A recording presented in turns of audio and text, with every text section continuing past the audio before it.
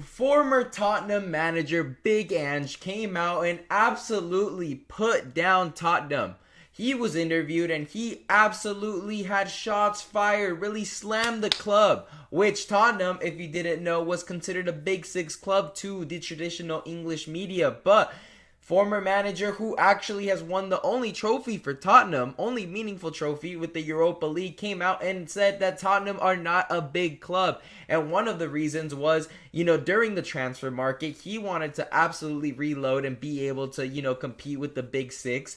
And he said that he was looking at transfer targets such as Pedro Neto, Mbeumo, Semenyo, Guehi, who were all signed by clubs like Chelsea United and Man City, right? And instead he was given Solanke and a couple teenagers. And that's kind of how, mid-table clubs have been moving. And honestly, everybody can agree in England that Tottenham have lost their Big Six reputation. We see clubs like Aston Villa and Newcastle, even Brentford, show more competitiveness in the Premier League than Tottenham. Tottenham last season finished at, the mid to bottom of the table. Lucky they weren't relegated. And this season, if you look at the table, they are in 16th place, 5 points above 18th West Ham, which would be the relegation spot at 18th. West Ham are 5 points away from Tottenham. They have I saw it was like a 25% chance of relegating this season.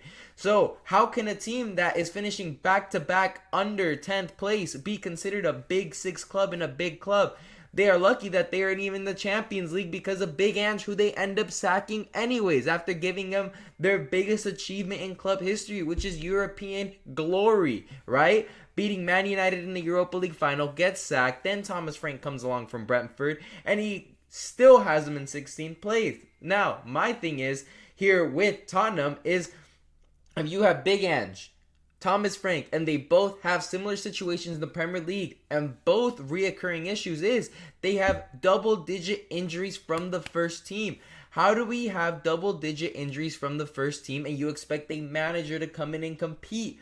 Both of these guys, when you were looking at squad availability, you're seeing James Maddison, who's been injured, Kudus, all these players. I'm gonna be here listing 10 minutes of injured players. And Tottenham, honestly, always have an injury crisis, and you cannot make water into wine unless you're Jesus, right? So how do you expect Ange or Thomas Frank, or even if you bring in Pep Guardiola, to be able to succeed when you have a whole starting 11 unavailable due to injuries? You have Christian Romero, who ever since he's arrived at Tottenham has the most suspensions. He gets a red card every 10 matches.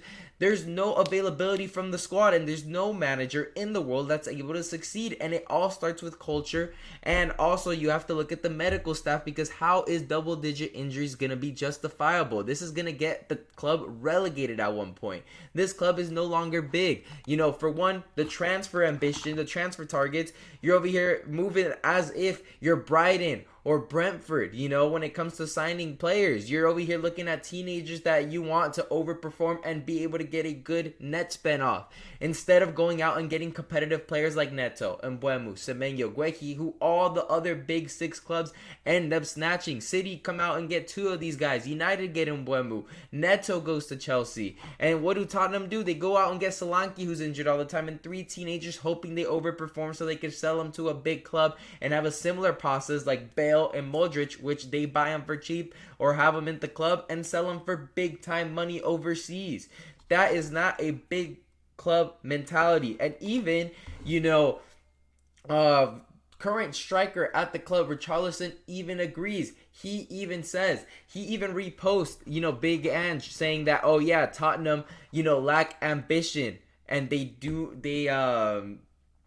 don't really, they're not an ambitious club. They're not out here, challenging for a title. They're not moving in the transfer market like they want to bounce back and get back into European football, or, in the top six. No, instead they're making foolish transfers, foolish changes, and at the end of the day, Tottenham every year lose more and more respect and become a laughingstock. Man United received more criticism for being 6th place, 7th place than Tottenham has for being 16th place, and that's because they don't have a reputation of being a big club anymore. The only reason they're considered a big club is because of the rivalry with Arsenal. If Spurs wasn't from London, let's say they were from the Merseyside, or if they were from a different city, they would not be considered a big club. But just because they are right next to Arsenal and they have that rivalry, that's why they're considered a big club. Because when it comes to performance, players, accomplishments, even competitiveness, they are not. If it wasn't for them getting top 4 in the Champions League, they really would have a pathetic season. And it's still pathetic because they ended up sacking manager Thomas Frank.